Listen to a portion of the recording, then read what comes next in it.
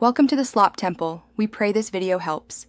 You start by powering down and removing the battery pack, safety first.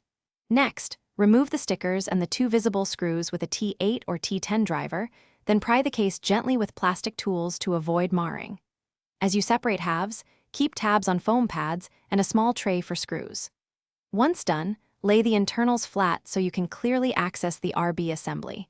Make sure to note where spring and button caps align before moving to disassembly. You will now remove the RB assembly screws and lift the trigger module out gently, watching for the small spring and plastic clip. If the spring is bent or the clip cracked, swap them with the replacement, aligning tangs and seating the spring in its notch so the trigger returns smoothly. Clean surrounding contact areas with 90% isopropyl and blow out dust with compressed air. Once done, test the movement manually to confirm a responsive, clicky feel before reassembly. You reassemble by ensuring foam pads and the ribbon cable are correctly seated, then close the shell and tighten screws evenly to avoid warping.